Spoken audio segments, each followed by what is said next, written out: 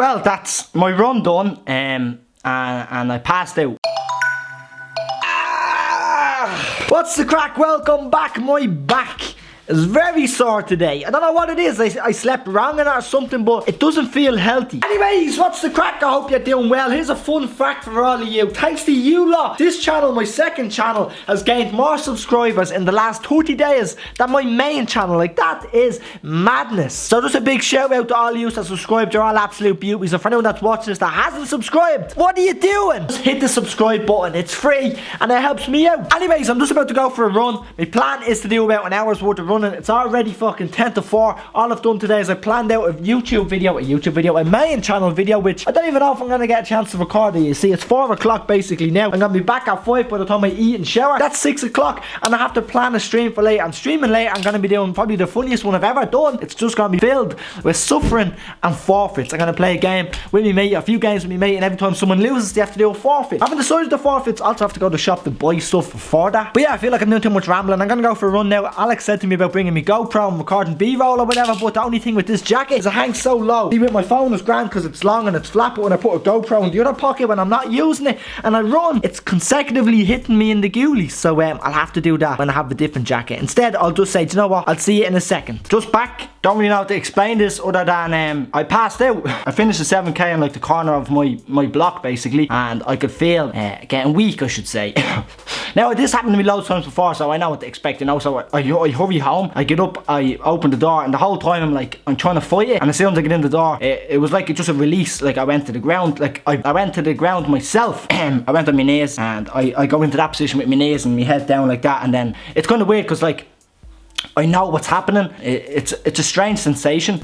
So, under the circumstances, I don't explain it very well in this video that you're actually watching. So the reason I've just interrupted myself is I want to give you a better explanation now for maybe the next 30 seconds or so you can actually understand what I'm talking about and what maybe happens to me, even though I don't really understand it. I don't really want to make it a long story, just I've passed out several occasions in my life. I think I've been 10. I think it started when I was about 14. It happened the first time it happened, I was in kickboxing. I passed out, I keeled over onto the ground in the middle of like an exercise. Then it happened in work one of the times after I walked up a flight of stairs. It happened in the middle of a football match. It's happened in the house a couple of times. It happened like I woke up to go to the toilet one of the nights, and it happened. Sometimes it happens when I'm after exercising. So in this instance, it happened when I was exercising.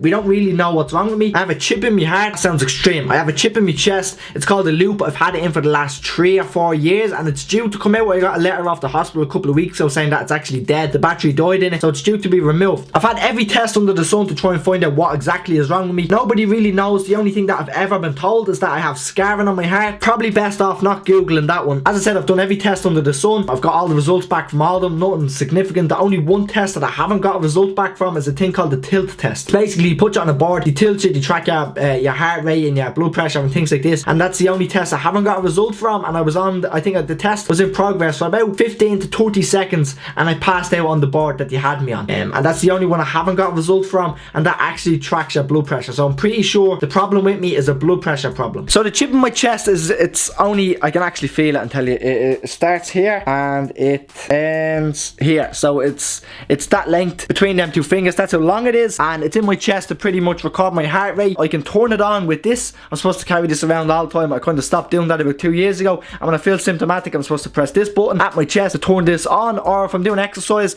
like if my heart rate goes over, let's say 120, or I don't know the specifics, let's, for example, if it goes over 120, this chip in my chest will turn on automatically, record my heart rate. When I'm asleep in bed or I'm in bed for a long time, all the info that's recorded on this chip is then processed through this monitor that is under the bed. Or if I wanted to pick this up in an emergency, pick this up, I can put it to my chest and download all the info from the chip. Basically every night this will send all the info from my chip. It'll download it onto this device, and then through the internet or whatever it goes through, I think it's the internet and the gap, it sends all the information about my heart and about my well-being to Beaumont Hospital, and it's tracked on a regular basis. So basically if this is unplugged for a day or two, they'll ring me and say, Adam, will you plug that back in or reset the monitor? It might need to be updated basically. I'm just waiting for it to get taken out. It's a little procedure. They slice your skin, they slide the chip in under the skin, and basically getting it out, it's going to be the same thing. They slice your skin, they slide the chip out, and then it's bingo bango. I'm going to go back to the video because I've had you for too long now, but that's my medical conditions. And as I said, I have scarring on the heart. That's been confirmed. You know, I wasn't even going to mention it. Yeah, I feel like that's something that should be documented. I'm covered in sweat, my legs are covered in muck. walk.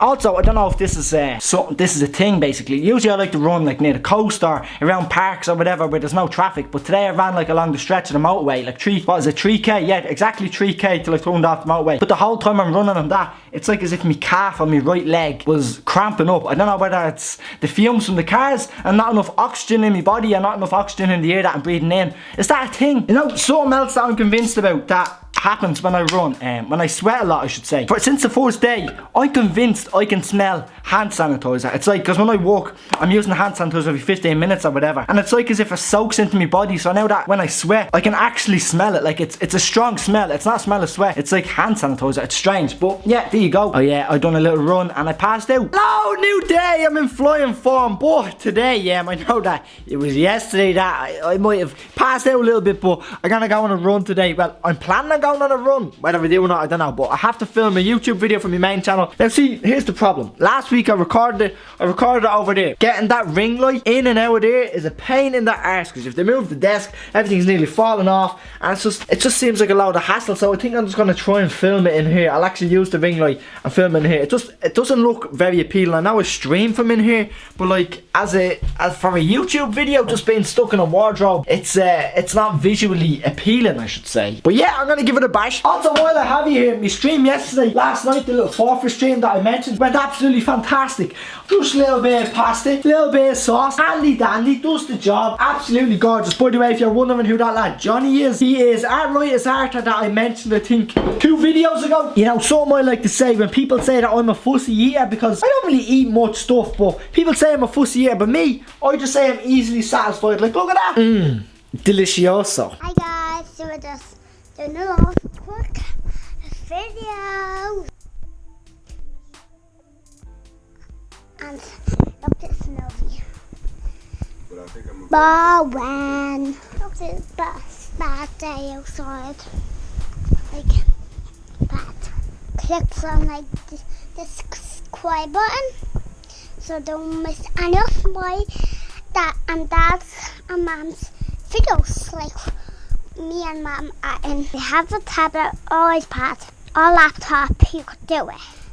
I make sure to tell her if you have a grown up, you could do it. So I think I'm a little bit crazy right now. Don't forget to go on my dad's videos, me and mom. So if you have an iPad, tablet or laptop, you could do it. So bye.